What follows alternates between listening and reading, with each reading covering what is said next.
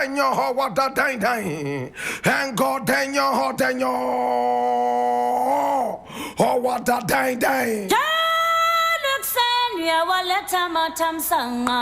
This is the voice of the Patriot, where we speak truth to power. No, here we don't criticize, but if we must, it would only be on one condition: to build and not to destroy. That is why we keep saying we are in the service of God and country. We don't match at all. Here we are not neutral, and we have never claimed to be. We are not. We have actually taken sides, the side of the truth. That is why we are the headquarters of the truth.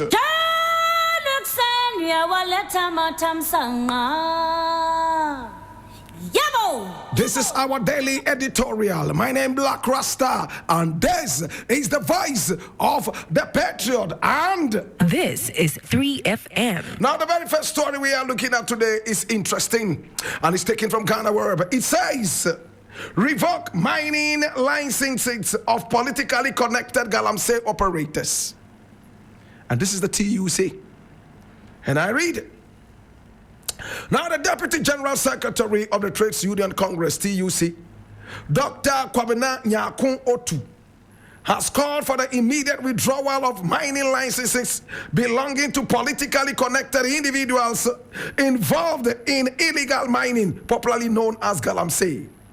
Now, according to MIJoyOnline.com report on October 14, 2025, Dr. Otu revealed that several influential figures linked to both the governing NDC and the NPP in opposition are deeply engaged in illicit mining activities, profiting at the expense of Ghana's environment.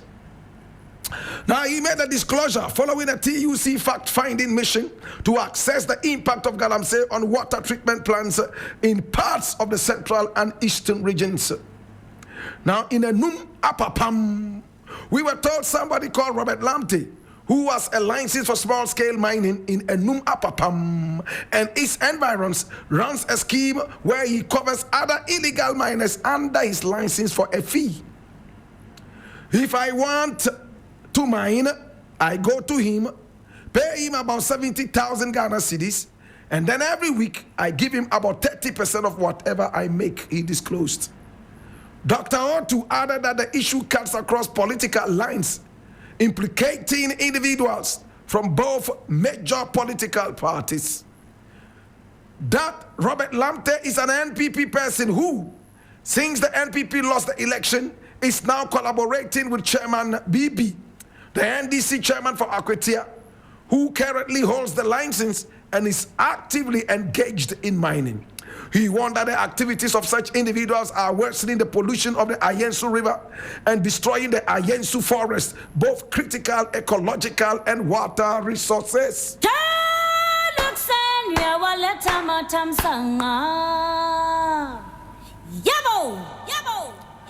It saddens my heart every time I see people who claim to be citizens of this nation behave like pigs.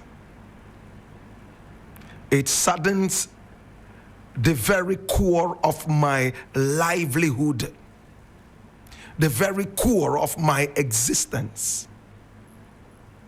Anytime I hear things like this, my brother, my sister, people are still engaged in the destruction of our forests, mining in areas that are not designated for that. It has become the biggest lucrative madness in Ghana today. And we have a president who has engaged these people, called appointees to deal with the situation. Yet, it looks like kids' gloves are employed to deal with the so-called problem. I honestly do not know what President Mahama thinks about this. We can pay all the lip service to Galamsey as much as we want, but posterity would judge us so harshly when we are out of power and in opposition, we will look back in retrospect and wish that we had done the needful. Politicians only are able to think properly when they are in opposition. When they face the true hardship that the ordinary Ghanaian, you and I, face. It hurts me that President Mahama is still paying lip service to this dirty Galamsey business. Mr. President, I am really sad that this is what is happening. Right now, the TUC has gone on a fact-finding mission. 2 people have been fingered. 1, Chairman BB, and this guy called Robert Lamte. My brother, my sister, we are told they belong to the 2 big political parties in Ghana, the NDC and the NPP. And what they do is that they have been able to get the legal license. Now they use the legal license to employ illegal miners, covering them with their legal license. In other words, legitimizing the illegitimate.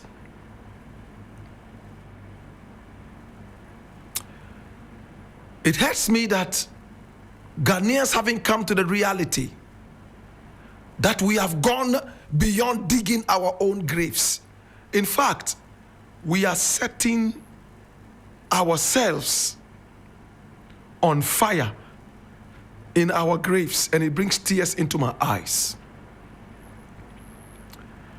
Do we know the dangers of this dirty Galamsey? Do we want the water to start smoking before we realize that we have opened a Pandora box of disaster? Do we want to start seeing water being imported into the country before we realize how stupid we have been? It looks like Galamsey has become a political tool in our country.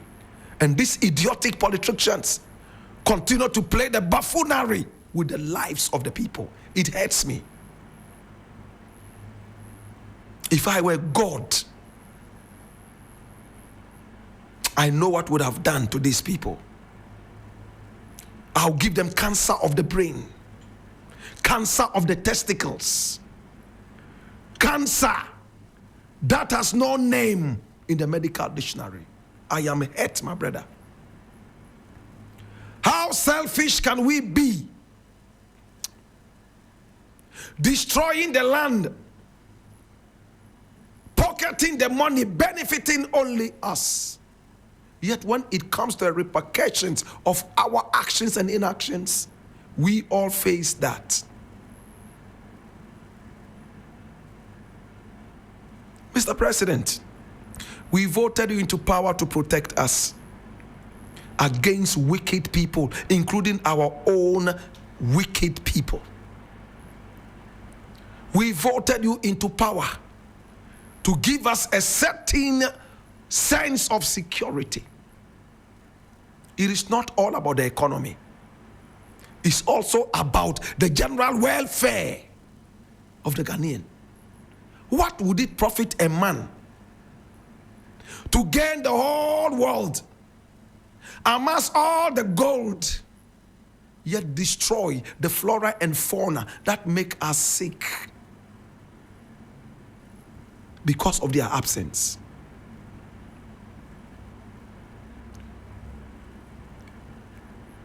Well, the TUC is saying something very profound.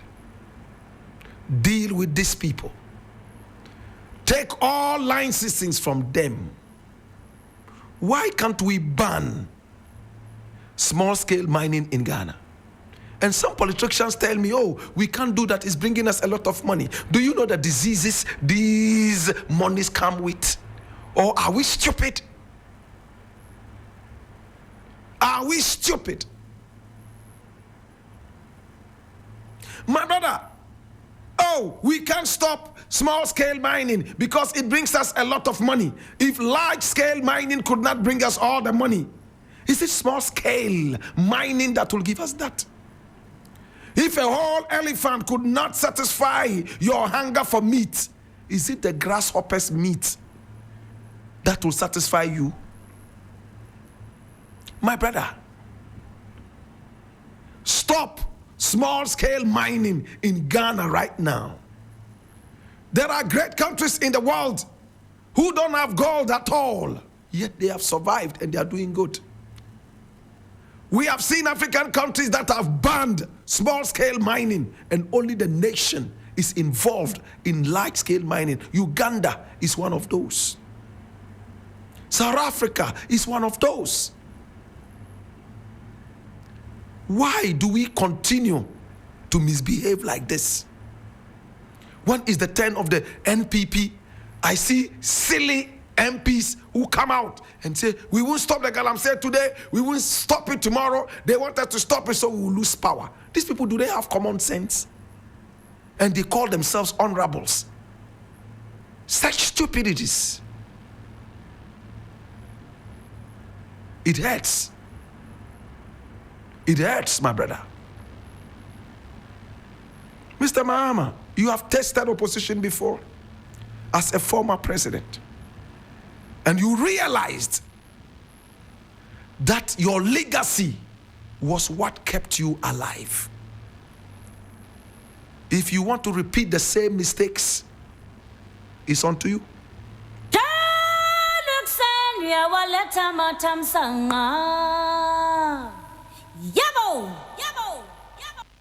Now the next thing we want to look at is equally interesting, and I need you to open your ears and listen. And I'm reading this from Ghana Web. It says, former Subin MP sends scathing reply to Gabby over claims on Ashanti MPs.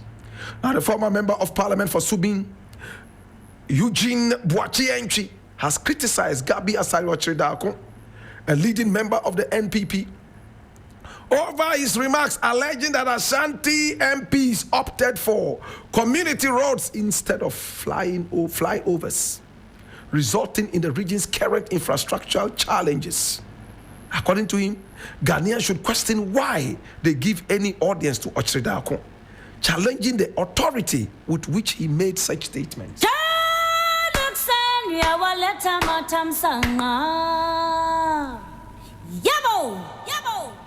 My brother, it's so hurtful. Who is Gabby Otchere-Darko? A cousin of the former president, Nana Addo Dankwa Akufo-Addo. Yet, he became so overly powerful. He was the pseudo prime minister of the republic. He could hire and fire anybody at will, including appointees of the president. According to the energy minister in the era of Nana Addo Dankwa Akufo-Addo, one Ejakun, when he had gone to broker a deal, my brother, my sister, I'm sure that was the PDS deal. It took Gabby personal interest and selfishness to call him and tell him the PDS deal is nil. In other words, it has been cancelled. Ejakun said he was so shocked. He couldn't see the authority with which Gabby, who has never been an MP, never been a minister of state, but by virtue of the fact that he was a cousin or a nephew to the president of the republic, he wielded power bigger than the power of the vice president. The stooge called Bawumia, who himself said he was only a mate. Such a joke. And this guy wants to come back and rule Ghana. What a joker, Bawumia. Bawumia will never be president of this nation. In fact, he will leave this country and go back to where he came from. to be part of this so-called NPP. It's a shame, my brother, my sister. A man who claimed that he was only a mate. He was only a puppet in the hands of the president. Such a joker. Why did he not resign? He sat down there and enjoyed the fat salaries and basked in the sunshine of fame and diplomacy. At the end of the day, a coward like that says he was only a mate. Who was the real driver? Gabby Otchere-Darko. He could hire and fire. Ejakun told us point blank. This guy got so powerful. Now, but the big question is, my brother, my sister, in what capacity was he hiring and firing and canceling deals? Because he was the nephew of the president. He ran the country on his back, we were told. That is what the Subin NP is saying. This guy says that he sat in meetings where it was discussed amongst MPs what kind of roads they needed in the Ashanti regions, and they opted for community roads ahead of flyovers. In what capacity did he sit in those meetings? The Prime Minister? Or the second deputy president? What kind of country are we running? This is a man who was born in Chelsea. He has a British passport. He is a citizen of Britain. My brother, my sister, as we are told, he comes to Ghana and he becomes more powerful than the vice president, who was relegated to the status of a mate, a cheap common mate. What a cheap Bawumia. Subin MP is asking, may I ask Subin MP and all those MPs who refused to talk at the time Gabby was in power, could they have opened their mouths like this? They knew how powerful he was. They didn't talk. They knew Gabby was the pseudo prime minister. They couldn't have coughed at the time that his uncle was president. Today their uncle is gone, and some of them cowardly are now coming back questioning the power with which Gabby acted. You didn't denounce him when they were in power. Now that he's out of power, you have a loud mouth to denounce him. A lot of these people ran to Gabby to make things happen for them. Wherever he went, flags were hoisted and red carpet spread in front of him to walk gallantly. And where it mattered most, he was carried in palanquins, whilst the Adwa rhythm kept beating behind him. King, king, king, king, king, king, king, king, king, king, king, king. And he basked in the glory of his uncle's presidency. Hallelujah. It hurts that today we all sat down and watched a megalomaniac like Gabby ran down the nation with his megalomania. Why can't we sue these people? If Ejaku can come out and tell us that Gabby single-handedly called him and cancelled a certain PDS deal, which was supposed to be on behalf of the nation, in what capacity did he do it? Who gave him the authority to do that? He is not ready to lose his British citizenship, but we have allowed him his dirty hands into the coffers of this nation to make and unmake decisions. What a people.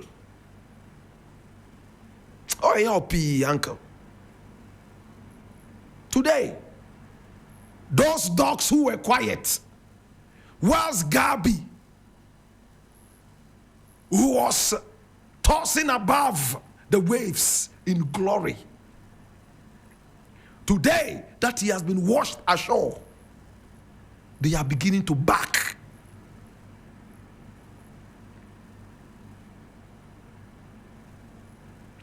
Yankupon be twa won cow pii. Januk sen ya waleta matam sanga.